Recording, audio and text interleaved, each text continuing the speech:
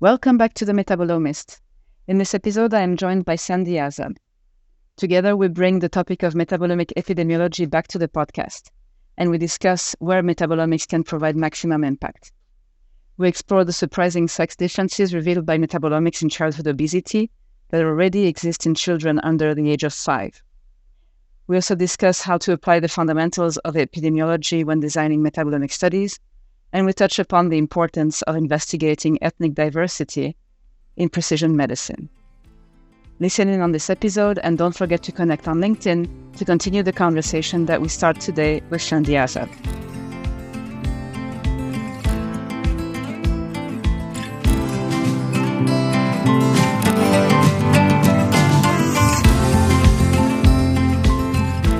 Welcome back to the Metabolomist for a third season, where we will dive into the concrete applications of metabolomics and where this tool will impact society in the next 5 to 10 years. I am your host, Alice Limonciel, and this year I am joined by a diverse group of scientists, medical doctors and other professionals who have used metabolomics and pushed it beyond just descriptive studies and towards applications that will or are already impacting people's lives. This year the keyword is really impact. Like you, I know the potential of metabolomic. In the last 2 seasons, I've discussed with many metabolomists about how powerful, sensitive, and informative metabolomics can be. But this year, I want to zoom in on the impact, the applications that are or soon will be changing our lives for the better.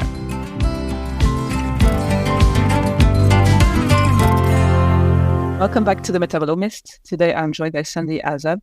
Hello. Hi, Alice. Thank you for having me. Hi, thank you for being here. Sandi, you're a research associate at McMaster University in Canada. Could you tell us a little bit about your work and the use that you make of metabolomics in your work? Yes, my pleasure. My PhD was in chemical biology in Philip Brice McGibbon's lab at McMaster University, and it combined fundamental method development and clinical translation. With the method development, we worked with, which not many people work with, capillary electrophoresis mass spectrometry, and that combined with a technique developed in our lab called multi-segment injection, where you're injecting 7 to 13 samples at one run, so it increases throughput by a lot.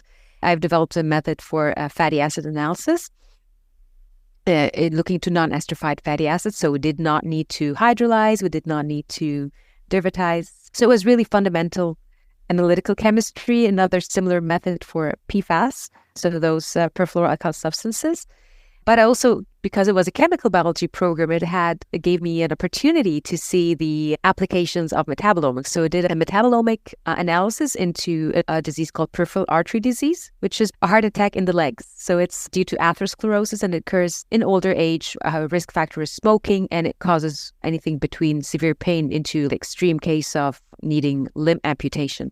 We did a metabolomic analysis into those different stages of the disease, and that got me into the world of clinical applications of metabolomics, which is where I am at now, but more focused on metabolomic epidemiology in maternal and child health. In 2020, I defended my PhD and then transitioned with our collaborator into Department of Medicine at McMaster. And there I worked mainly in birth cohorts, transitioned from the wet work into statistics and using the data that's generated in metabolomics to look into what you call cardiometabolic risk factors early on. There's a framework for it called DOHAD, or Developmental Origins of Health and Disease, where the hypothesis tells you that what happens in utero affects the health of the offspring in childhood, but also later on in adulthood. So we're trying to track the early origins of cardiovascular disease, so looking into gestation diabetes, metabolic syndrome in children. So these have been mainly the major projects of my postdoctoral fellowship. Thank you. That's a lot of very interesting things, and a lot of this we will find in the paper that we discuss later in the episode. So you have this chemistry background, like really developing the methods yourself, and then you haven't stopped there. You've looked into the application and understanding what that means, right? So you didn't stop at the chemistry. You wanted to go towards the application and what that means for the patients in the end. I have the feeling. Yeah. I am a pharmacist by training, and I think that also fostered that passion where you find chemistry meeting biology. In pharmacy, I think this is very, very focused on pharmacological drugs, medications, and mechanisms, but to answer biological questions. And that's similar exactly where I'm finding I'm most productive and most passionate is using the chemistry, but you have to have a very good basic understanding of the metabolomics and then use that into clinical applications. Yeah, I think this may be why you have this interest in metabolomics as well, because it's really a field where you combine biology and chemistry into one thing.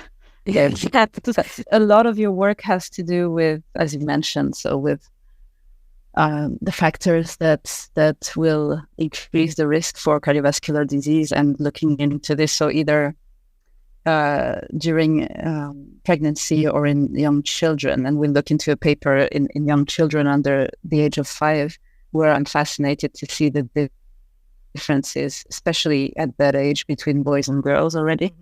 And also to see that you see the children are obese, but you see like serious metabolic signatures for these children already, which is quite worrisome.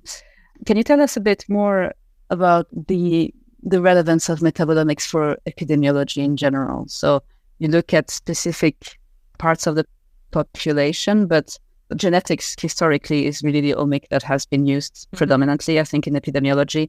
And the other ones are progressively being taken up by the community. Yeah. So I see, of course, I mean, I come now more from metabolomics than from other omics. So, of course, I see the relevance of metabolomics to that field. But what's for you the big added value of using metabolomics in epidemiology? Yeah, and I think you touched on an important point. As far as my circles, I think this is exactly true that metabolomics still hasn't reached its really full reputation, if you could say that. Like genomics is being widely embraced by clinicians, and metabolomics still trying to get the word out there. How it would be useful because it's the most dynamic of the omes, and then that it makes it closest to the phenotype. So these dynamic changes sometimes could be a drawback because it could be sensitive to anything, fasting, non-fasting. So there are more variables that you need to account for and be aware of. But it's also very relevant to disease and being able to produce biomarkers. So historically, metabolomics has successfully put out their traditional biomarkers. These are metabolites, and that's what we're trying to do, to use those signatures and perturbations to get you closer to what is actually happening, as opposed to in genomics what could happen. I guess for that, studies that look either at very early stages or very young age, or longitudinal studies that study people for a very long time will help us also to demonstrate this, right? Because so these are really the studies. I'm happy to see this is also, well, I'm happy to see, it's terrible what you find in those studies, but that, where I feel that metabolomics is being put to good use. That way. Yeah, but you touched on an important point, I think, that I learned personally is temporality and the problem with cross-sectional design, as opposed to where you want to really define, are the metabolites the outcome or the exposure? And if they're exposure, are they measured prior to your outcome or not? So being aware of those epidemiological fundamentals, I think is very important when designing a metabolomic study. Yeah, that's a really good point. In our preparation for this episode, we kept going back to the idea that you have to plan your experiment well, that the study design is really key. And of course, this rings a bell for me because this is a point I'm trying to make in the podcast and also in discussion, especially with young scientists, that if you design your study well, if you plan it well, not only will you have more probably good results, but also you sell yourself a lot of trouble. So in the context of your work, where you work with epidemiological kind of studies, what would be for you some really important points for study design that you've learned along the way that you could share with our audience? Yeah, most importantly is to define your outcomes and your exposure in your research question. And with that, some of it might be under control, but in many cases, it is not. This work depends a lot on collaborations, on existing cohorts, existing maybe RCTs that after the study's already been conducted, then researchers are interested into adding metabolomics, right? So I think practically, just being aware of the limitations is very important. Is your study cross-sectional? Is it prospective? Is it retrospective? Are you able to capture your metabolites at several time points? So because depending on the type of study, you're going to use metabolomics in a different way. You're going to ask different questions. Exactly. And I think one example that came maybe from also, it is definitely part of study design, is how to define your outcome.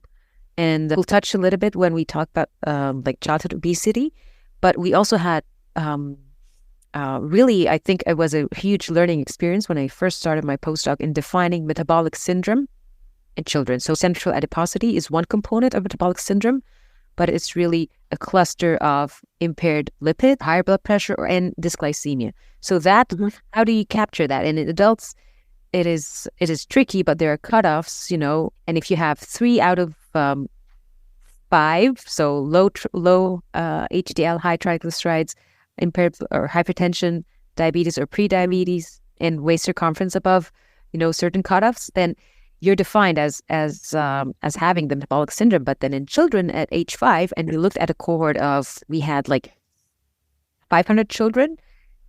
Basically, if you strict to the adults cutoffs, you end up having 3 cases. So how do you deal with that? And so with that, there's a big, again, challenge that there is no consensus on defining the metabolic syndrome in the pediatric world. So looking into the literature, and then what we ended up doing is using a great method that was out there by a pediatric group in Germany, where they did it's called the EDIFIX cohort. So they had a cohort of 27,000 children, and they've derived normative data of these different components of the metabolic syndrome. And then out of that, you get a continuous score. So instead of our outcome change from a dichotomous yes-no metabolic syndrome to a continuous graded score of 0 would be average. If you have a positive score, that's higher risk. Negative score means a lower risk. And so it's all standardized based on Z values.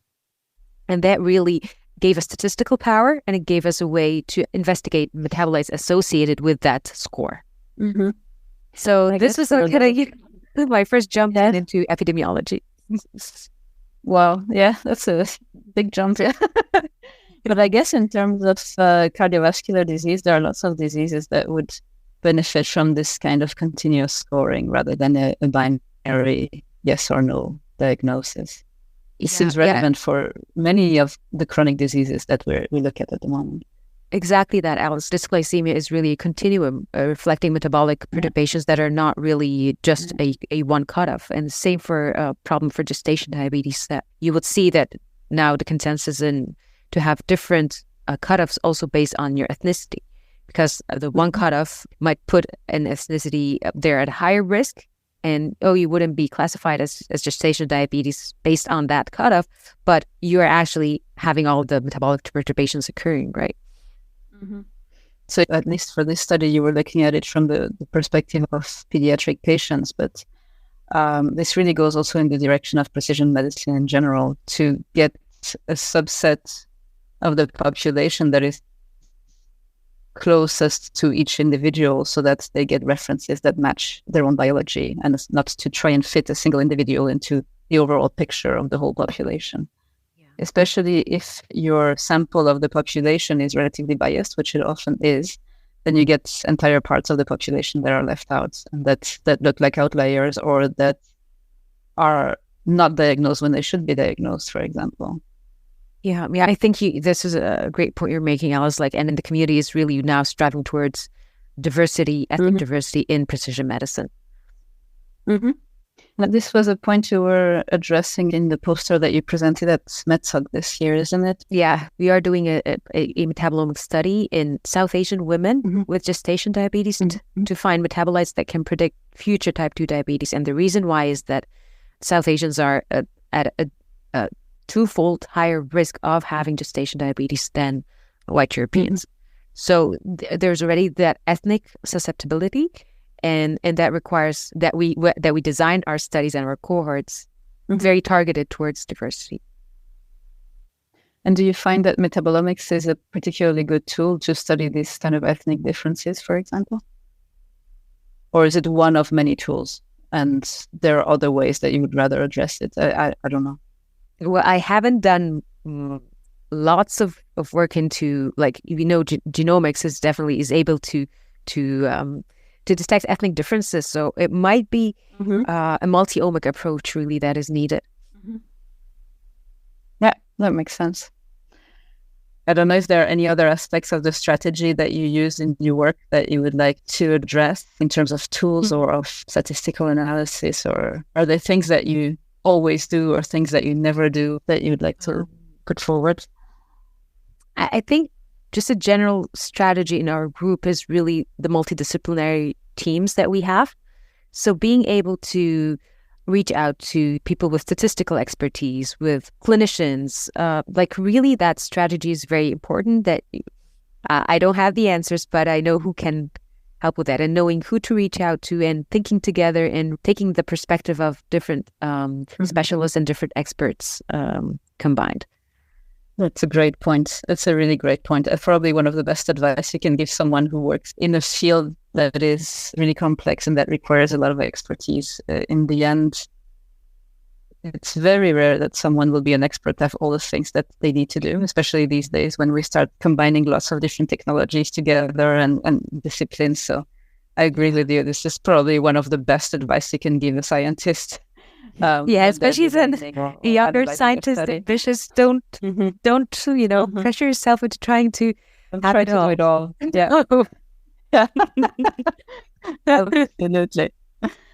And thank you. To introduce the paper that we'll discuss today, so this will be about childhood obesity, but I wanted to ask you about some of the new metrics around obesity, because I heard from you BMI is really not the great tool that we used to think it is to evaluate obesity. So what are some of the ways BMI failing in terms of measuring obesity or detecting it? And what are hopefully better ways to look into it? Yeah, I think this is a global problem. The World Obesity Federation did kind of an overview where different countries are in terms of achieving that goal, that the childhood obesity levels will not be higher in 2025 than they were in 2012. And what they found is that less than 10% of the countries are going to reach that goal. So the problem is huge, but if you look into the details of the report, what metric is used is BMI. And because it is a good metric, it's when you look at the population level, it can help stratify low and high risk, easy to measure, but it fails on being careful with different ethnic susceptibilities. So if you look at India or South Asians, you would find that obesity levels are very low. But because BMI does not capture central adiposity, which tends to be more in South Asians, so that is the fat around the belly or the central obesity, which a better metric for would be waist circumference. So in that paper, we tried to compare the metabolic signature or the metabolites associated with BMI versus waist circumference versus a third metric called sum of skin fold thickness, which is the biceps or triceps. If you pinch the child's triceps and biceps, how much of that would be coming out as skin fold thickness, and you sum that up. And that's another metric used. Actually, we were very surprised that there isn't much overlap between the three metrics in terms of which metabolites were associated with BMI. You will find that different metabolites were associated with each metric, so it depends really, again, how do you find your outcome? And waist circumference was actually the one metric with the highest number and most significant associations in terms of metabolite. Okay. So you already revealed some of the findings, but it's a good introduction to these different metrics as well, because the one of the tricep fold thing, I had never heard of that before. So for me, it's a new one.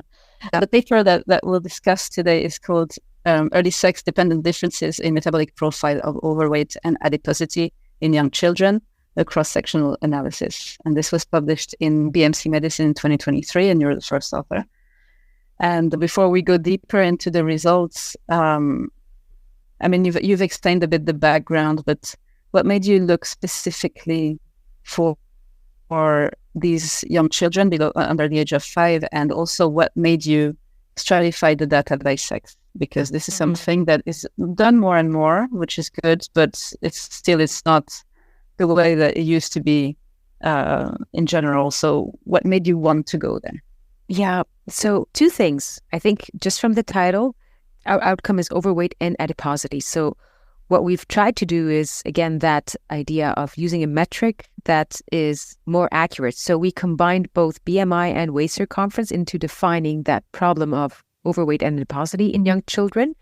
And why did we want to do a metabolomics analysis into that early age? It's part of the dough hat theory. Again, we're trying to track early perturbations, and maybe there is an ongoing study to track even earlier during pregnancy. But for this cross-sectional view, we saw an opportunity in those cohorts, existing birth cohorts that we had. So this is done in the largest Canadian birth cohort called Child, and that had 900 children. And then we also had a second cohort called Family with 456 children, where we've replicated. So the cohorts gave us the opportunity to be able to look into that time point. And why did we stratify by sex, or also why that young age? I think a very important resource when we were doing that study was a systematic review of metabolomic studies of childhood obesity. So with that, and I'd like to give a shout out. The first author is called Handakas et al., and it's obesity reviews. I don't know the authors, but that resource has been very, very rich. So before we go on to the study, we go to the literature. What is out there? And I think this is a call for more researchers in metabolomics to conduct such systematic reviews. So again, the combination of epi with metabolomics, and from that study, which was published in 2021, there were in the field 41 metabolomic studies of childhood obesity. Okay. And they've tried to see which signals are already out there. And when we looked at the study, nothing really was done in early childhood.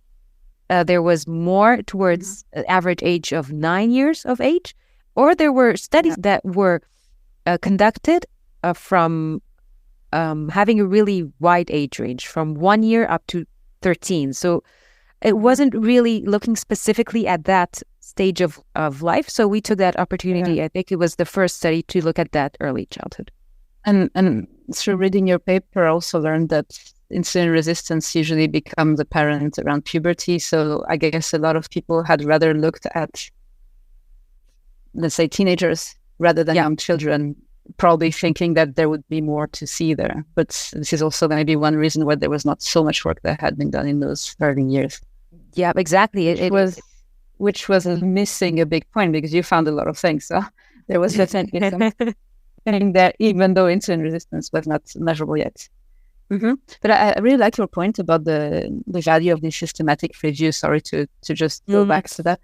I've had a few people tell me this also in the past, and I feel the same because it takes a lot of work to make those reviews, and people sometimes wonder, like, why should I spend my time doing this? And often people do this in preparation for a PhD, or like at the beginning when they research the literature. And I think it's a really great thing to do, because you always do this as you start your work. You always find the literature to see what has been done, what exists, and to put it in a systematic way like this for other people to understand is really valuable. So I would also encourage people, especially if you do that search in the literature, like go the extra mile and publish it, because it's really valuable for others as well. Yeah. And it opens up your research path. So it did help us like decide that we are going to move up with a sex stratified analysis, because there is a small section on that, but also in puberty. So nothing's catching the pre or early childhood phase. Again, the marriage of chemistry and epidemiology, systematic reviews are very common in health research methods and epidemiology. So just using that into, but if you don't have the chemistry, you can't really understand the metabolomic studies. So really that working together across disciplines to create such systematic reviews would be very helpful to the field. Sorry, that might have jumped us to the last questions. No, okay. Okay. And so Well, once you had your mindset on the population you wanted to look at and how you wanted to do your experiment, did you face any specific challenges? So either defining those questions or finding the cohorts to work with or the methods, like were there any specific aspects that were particularly difficult in this study? I was privileged to have access to the cohorts and to be given that project to work on. And so they were existing. And it's the idea that, from a funder's perspective, or from here in Canada, research is really funded by taxpayers' money, right? So to understand the value of why we need to run those cohort studies, which are expensive to run, right? And to longitudinally follow up a pregnant mom, and then at birth, and then later on at 3 years, at 5 years. Some of the studies at cohorts now are doing the 10-year follow-up. I think that could be a challenge if the resource is not existing. To me, it was there. I know in many countries, the opposite happens, is that the resource is there, but no one is using the data. So I think to maximize use of such rich resource, which are birth cohorts or population perspective cohorts. And then... But maybe my question should be questioned the other way around. So rather, like, the fact that these cohorts were available was probably also something that encouraged you to actually run that study. Exactly. Like in a much more positive light. Yeah, exactly. Challenge. Exactly. Like in previous, like previous work, done would look into clinical factors associated with metabolomic kind of layer was novel to these cohorts. So. Is it also an advantage when you apply, because you have to apply for those cohorts, right, to get access to the samples and to be allowed to use them and measure them? Do they also ask you whether the data will be available for other people to mine, for example? Like, is there an aspect like this of making the data available afterwards? How does it work? Yeah, that is a very important point of publicly available data. And so far, those cohorts have been in the publication that is available upon request, because in the original consent forms, the patients did not consent to having the data publicly published. And here comes really an important point in research ethics, also in open source data. So it is a point to be considered, because in the end, especially for cohorts or for biobanks, it's best when you can measure once and then reuse the data afterwards. So I guess they are happy to have data that can be reused or that can be combined later on in different studies, for example. But of course, to enable this, the consent has to be adequate, and the patients have to agree to have their information. Yeah. And I think there are attempts to go back to the patients, because this is tough. Yeah, some of these cohorts started 10 years ago or even more. So that would be a challenge. But moving forward, I think the UK Biobank is pioneering that work in making publicly available data. But again, the question mark is, how diverse is it? So it's we have to keep on, I think, trying to reach equity within that as well. Thanks. And so we've discussed already, we've had a glimpse of the results of this study. So you have your 3 metrics of obesity and adiposity. Is it only obesity? I'm confused now. I'm remembering. Sorry. But so you have your 3 metrics, and you looked at the metabolites that associate with them. And as you mentioned already, there is actually no single metabolite that overlaps between the 3, which is really interesting. Yes, there wasn't. But there were, of course, overlaps between the different ones. So how did you go forward with those results, and what is your recommendation to go forward when you see this metabolomic profiles of these children? So this specific analysis of looking continuously at associations between metabolites and BMI, or waist circumference, and some skin folds, was really supporting what we're recommending here and what we did into combining those metrics when you're defining your outcome. So this was kind of like a secondary analysis. So in our main analysis is we defined cases and controls, and the cases were defined not just on BMI above the 75th percentile, which is what defines overweight in children. So we combined that with also another criteria, which was if the waist circumference is above 90th percentile, that would also count as cases. And we found that most cases did have both, did satisfy both, but there were some cases that will not really overweight, but they had a weight circumference above the 90th percentile, which is based on several pediatric guidelines, requires a monitoring level. So this is kind of alert. So when combining these two metrics, we looked into cases of overweight or adiposity. That's our outcome, how we define it, and which metabolites were associated with the cases compared to controls. And what we found was that we, especially when you're looking at the systematic review, we found that signature that is already established in many other studies, we were able to also see at 5 years, which is signature of branched-chain amino acids, aromatic amino acids, tyrosine, phenylalanine, and threonine was one that wasn't reported before. So we could see a signal associated with overweight and adiposity using that combined metric, and it was consistent with what's reported in older children. And then we did this sex stratified analysis. And should I go with what we found? What did you find there? Yeah, please. What we found there was very surprising, that the signal was mostly driven by girls. So if you stratify all of the consistent, we had 11 significant metabolites. They're all significant in girls, but not in boys. Although the trend is there in boys, so the trend of the association is maintained, but it's a stronger signal in girls. So the perturbations are stronger in the girls than the boys at age 5. We don't know why yet. Yeah. But we went and we actually validated that in an independent cohort, which is the family cohort. Not all the 11 metabolites were replicated, but 6 of them were. So again, valine, phenylalanine, tyrosine. And what we found again was the same, that the signal was stronger in girls than boys. This is really interesting. And it's also, I looked at a lot of publications that were looking into branched-chain amino acids or aromatic amino acids in adults. You always see this difference also between men and women in the levels, especially of branched-chain amino acids. And it seems to be really related to the sex, but you might, let's say in adults, you have, well, to some extent, you have a lifestyle, an impact of lifestyle that might be larger than in children, especially under the age of 5. So from branched-chain amino acids, they're like, because these are essential amino acids, so they come from the diet, they might come from the microbiome, but they come from the outside. And so you think, okay, lifestyle might be different between men and women.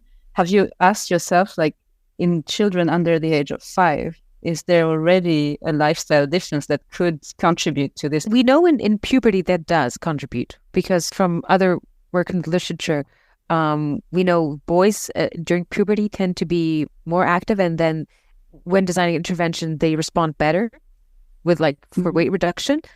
But at age 5, we did try to the best of our knowledge to adjust for confounders. So in that we adjusted based on our choice of covariates or confounders was based on the literature as well as the data itself. So breastfeeding was a big confounder into, so it is protective against overweight and adiposity. It's a good message to get out there. But we adjusted for that. We adjusted for child sleep, which we saw a signal there. So we tried to really adjust for those lifestyle differences between boys and girls. So I think it might be more like one of the hypotheses that we put is through the process of mitochondrial metabolic adaptation, maybe happening differently between boys and girls. How much is it to lifestyle and how much is it to programming? We don't know yet. Yeah, it is a really interesting finding. And so what would be your recommendations then based on what you found, and especially these differences between boys and girls? Should we be careful in the way that we screen for these diseases and make a difference, like really specific markers or metrics for boys and girls, for example? I think it could help in risk assessments. That idea of trying to get a more accurate assessment of cardiovascular risk, and sex has to be considered in it, and maybe metabolic biomarkers can also help in that. And accordingly, you would design interventions, maybe just lifestyle interventions, but it could be more that in later years. Yeah, thank you. Is there anything else about the paper that you'd like to bring up? Just a caveat. Like to do? Yeah, sure. It is cross-sectional analysis, right? So that's That is one caveat. So a prospective longitudinal follow-up would be great. So that's what we are trying to also achieve as next steps is, okay, you see those perturbations and they're associated cross-sectionally at age 5, but is this signature also associated with overweight or obesity at age 10? How long does it persist? So I think that's an important question to answer within that cohort or other international cohorts. Perhaps we would have metabolomics data and follow-up already completed. So that would be very useful. Thank you. That was a really interesting paper, and I'm happy we got to discuss it. Thank you. Happy to revive it. Get it out. And so maybe following from that experience and the other studies that you've done, the question I would have for you now is, knowing what metabolomics can do and the kind of details that it can detect as well. So in your sense, from your experience and how you see the world of science and medicine, what do you see the biggest impact of metabolomics in the next 5 to 10 years? Yeah, I might be biased in my answer, but I think really trying to achieve and pushing getting biomarkers out there in the clinic. So the push of from what we call from benchtop to bedside is to try to if we rigorously study our research questions and follow up on and do validation or application, we are able to deliver really good biomarkers from metabolomics to the clinic. Because routinely, this is what glucose has been doing, uric acid, all the traditional conventional clinical chemistry, it is the same. But now we have such broader coverage, and with that, I think the challenge is that we ideally need absolute quantitation is vital to be able to compare between studies, to be able to see if you can have generalizable cutoffs for the biomarkers. And since we now know that ethnicity, sex, and other variables really influence what would be the normal range or the pathological range of such markers, do you think we should also, since if we make new sets of markers, should we already begin by doing them, thinking of the stratification of the population into these different groups, so that we might have a global signature, but with different subsets for different parts of the population or different ranges for different parts of the population? Would that make sense? I think that would be fantastic. That's an amazing point, Alice, to really look into as personalized as possible. Right? Is that what you're, in terms of age, sex, ethnicity? Maybe that's where AI will make a useful contribution as well to help us get to that granularity without getting too detailed either, because of course you have also the risk of going too much in the detail and then you lose the specificity of your markers. And where would you see the biggest hurdle in order to achieve this? Where do you see the main limitation from your perspective? I think we should work on. Yeah, I think it's a hurdle and a challenge and an opportunity. But I think that point now where we're trying to collaborate and validate each other's findings, or really how to merge, instead of each lab is working in silos, but how to merge that power into something that is really impactful. So with that point, a challenge is the overlap between the metabolome coverage between labs is very small, right? So how do you validate if there's not much overlap? And it will get better as technology is getting better. Like branched-chain amino acids, everybody's exactly. I was thinking amino acids are always there. Yeah. And there are really a lot of usual suspects that you see coming up, even with untargeted methods. So I think the overlap is not that bad, actually.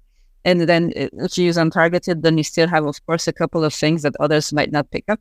But overall, there's also, because the number of metabolites that are annotated is rather limited. So in comparison to what exists, so that's also a reason probably. But I agree with you. I think it's a really good point that you see a lot of people working in parallel, looking for biomarkers for this or that disease. And most people work on the same disease as well. So there are much fewer people working on rare diseases than working on the main cardiovascular chronic diseases. So that would make a lot of sense. Yeah. I hope we manage to do this. That would be very helpful. A mega meta-analysis. So going back to epidemiology, that's also of the top, maybe promising panels of biomarkers. Yeah. And so this takes us to the last question. Are you ready? Yes, I'm ready. So what's your favorite metabolite and why? Okay, so I was going to say tyrosine because it was an early biomarker from that work earlier than branching amino acid of insulin resistance. But I will also like to say, because we didn't touch at all on the dietary nutrient metabolomics, dietary biomarkers. So I'll choose C15, pentadecanoic acid. So it's a fatty acid that comes from my PhD work. I like it because I measured it. I created we do in our lab developed a method to quantify it. And why I like it is that it's coming from full fat dairy. So it's a good marker for full fat dairy. It's exogenous. So it won't be confounded by any endogenous transformation or metabolism, and so it's a good marker for full fat dairy, and it has been shown to be protective of diabetes. So in the EPIC study, which I think was the largest of a fatty acid analysis study, 27,000 participants, all-chain fatty acids were found protective of type 2 diabetes. So I like C15. That's an interesting choice. Thanks. And there is indeed a lot of interest in odd-chain fatty acids and also the lipids that are incorporating these odd-chain fatty acids. So I think there's a lot of people who will like this choice. Thank you. Thank you. Well, thank you. Everyone doesn't like milk and cheese, right? Well, I love milk and cheese, but I'm Spanish, so it's normal. Thank you very much for taking part in the podcast. It was lovely discussing with you. Thank you so much for having me. That was an exciting experience. Thank you for listening to the Metabolomists. I hope that this episode got you excited about the upcoming applications of metabolomics and that it motivated you to support science that brings a positive impact to our lives. To make sure you never miss an episode, register to our newsletter on the podcast webpage, themetabolomist.com. To learn more about metabolomics and how to plan your own projects, check out my book on metabolomic data interpretation at biocrates.com/the story principle. And don't forget to connect with me, Alice Lemoussiel, on LinkedIn to continue the conversation on the many ways that metabolomics impacts health, research, and our lives.